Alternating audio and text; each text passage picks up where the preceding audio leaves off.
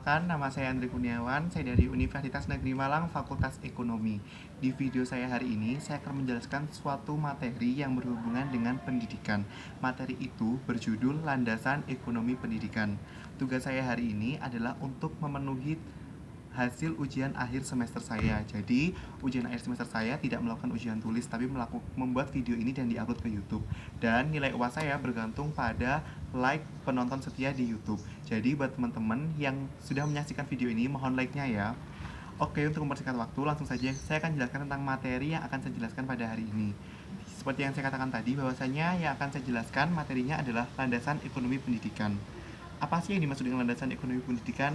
Nanti akan kita ketahui apa itu landasan ekonomi pendidikan. Namun, landasan ekonomi pendidikan itu terbagi menjadi 4 subbidang. Yang pertama adalah peran ekonomi dalam pendidikan, yang kedua fungsi produksi dalam pendidikan, yang ketiga ekonomi dalam pendidikan, dan yang terakhir adalah efisiensi dalam pendidikan. Langsung saja, untuk yang pertama adalah peran ekonomi dalam pendidikan. Peran ekonomi dalam pendidikan itu terbagi menjadi dua. Yang pertama adalah dalam bentuk mikro, dan yang kedua adalah dalam bentuk makro. Dalam bentuk mikro itu sendiri ada banyak pengaruh-pengaruh ekonomi dalam pendidikan. Yang pertama adalah ekonomi mempengaruhi tingkat pendidikan seseorang. Jadi bisa dikatakan bahwasannya seseorang yang mempunyai perekonomian tinggi, maka mereka juga mempunyai tingkat pendidikan yang tinggi, karena dengan perekonomian mereka yang baik, perekonomian mereka yang sejahtera, mereka dapat membayar uang pendidikan sehingga mereka dapat menuntut pendidikan setinggi-tingginya sampai tingkat perguruan tinggi. Dan sebaliknya juga, mereka yang mempunyai tingkat perekonomian rendah, mereka tidak mampu membayar uang pendidikan, sehingga mereka juga mempunyai kualitas pendidikan yang rendah. Tapi untuk di Indonesia sekarang ini juga tidak sedikit sih masyarakat perekonomian yang rendah, tapi juga dapat menuntut di perguruan tinggi, dapat mengenyam pendidikan di perguruan tinggi. Yang kedua, pengaruh mikro yang kedua adalah untung. Biasanya orang tua itu menggunakan sistem untung rugi atau balas jasa dalam menyekolahkan anak-anaknya. Maksudnya apa sih yang dimaksud dengan menggunakan sistem untung rugi atau balas jasa? Nah, maksudnya adalah orang tua ketika menyekolahkan anaknya, mereka akan berpikir dua kali. Apakah ketika mereka nanti lulus di sekolah tersebut atau di universitas tersebut, apakah anaknya itu dapat menguntungkan orang tua? Maksudnya, apakah uang pendidikan yang selama ini digunakan, apakah dapat dikembalikan dengan mereka bekerja dan mereka mendapatkan gaji yang cukup besar? Nah, itu yang dimaksud dengan sistem untung rugi atau balas jasa. Dan yang ketiga adalah tingkat kehidupan sekolah tergantung pada kondisi ekonomi. Yang dimaksud di sini adalah kondisi ekonomi, seperti yang saya katakan tadi, bahwasanya kondisi ekonomi itu mempengaruhi pendidikan, terutama di tingkat kehidupan sekolah.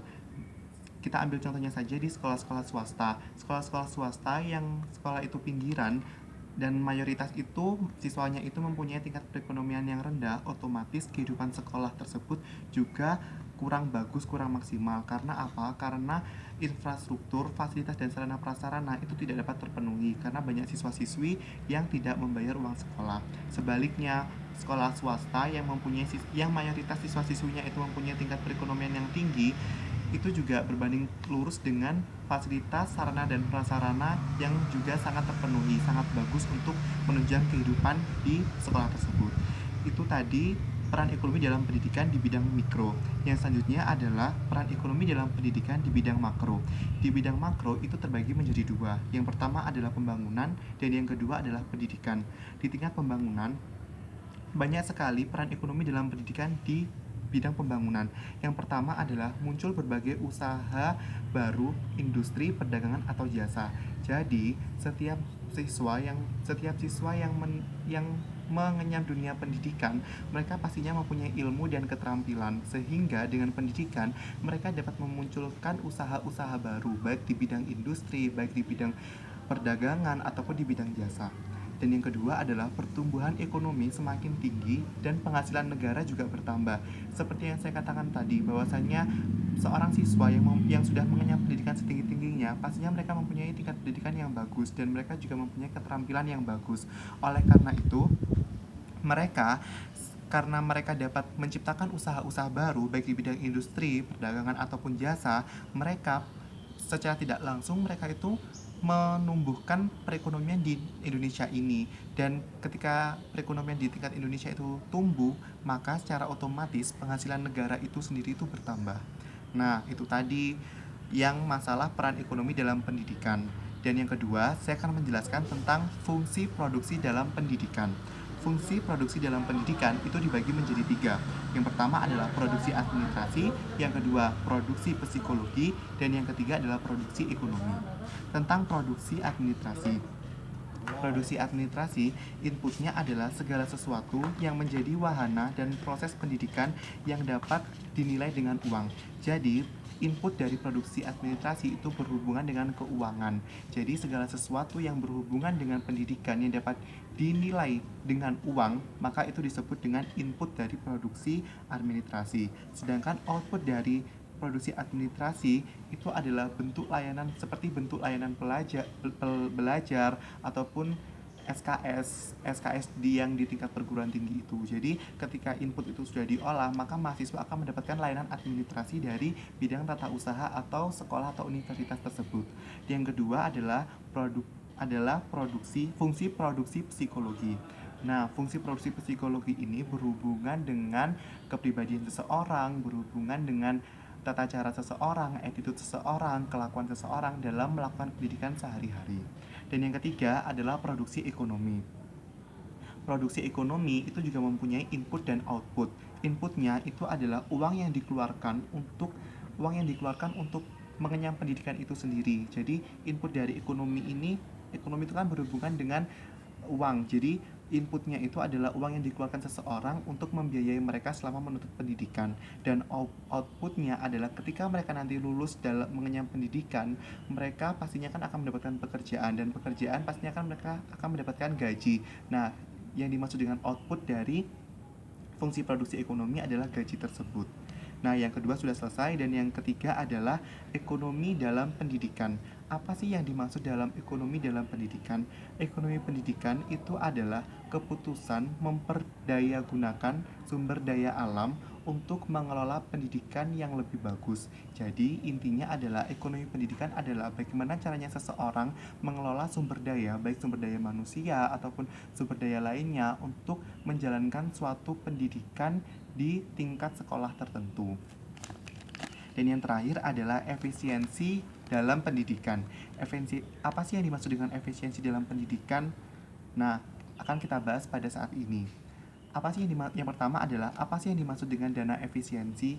Dana efisiensi adalah pengeluaran dana yang dilakukan dalam suatu tingkat pendidikan itu sesuai dengan rencana atau bahkan lebih minim dari rencana yang direncanakan. Jadi dana yang dikeluarkan itu lebih minim daripada perencanaan atau sesuai dengan rencananya. Jadi tidak melebihi, dan itu yang dimaksudkan dengan dana efisiensi. Nah, yang kedua, apa sih yang dimaksud dengan dana efektif?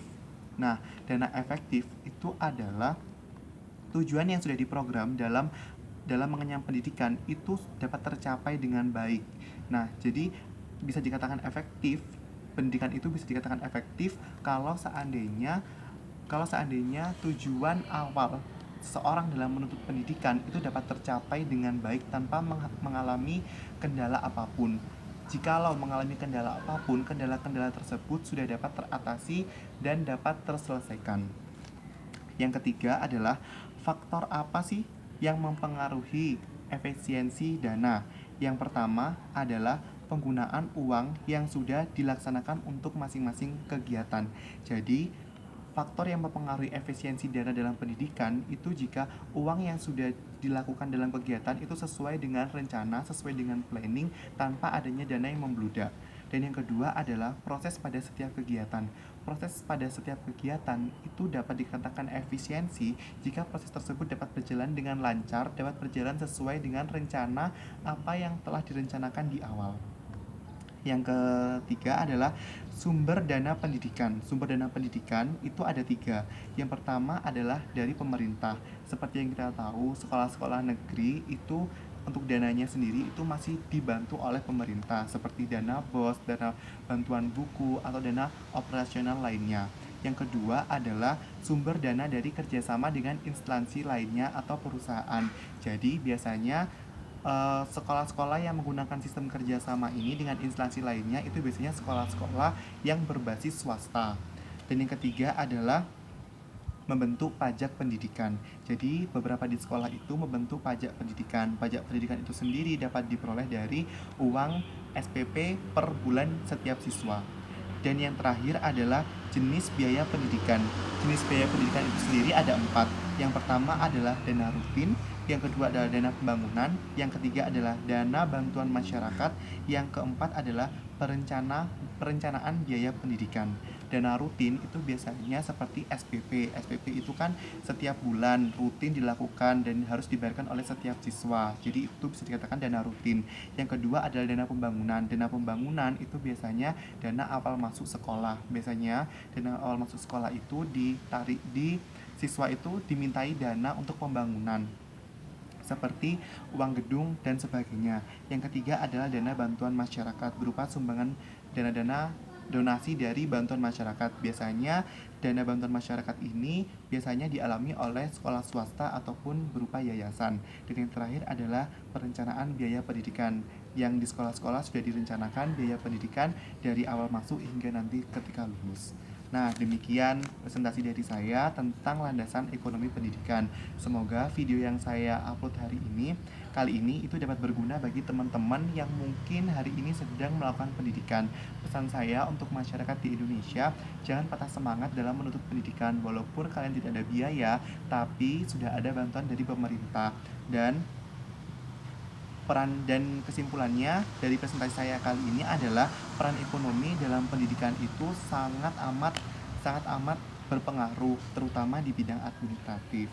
Nah, demikian presentasi dari saya. Apabila ada salah kata maupun perbuatan, saya mohon maaf. Dan pesan saya buat teman-teman, saya mohon untuk like-nya atau subscribe video YouTube saya hari ini, karena nilai UAS saya itu bergantung pada jumlah like kalian. Jadi buat teman-teman yang sudah menonton video ini, sudah mendapatkan ilmu dari video ini, silahkan like video saya. Terima kasih, saya Andri Kurniawan. Wassalamualaikum warahmatullahi wabarakatuh.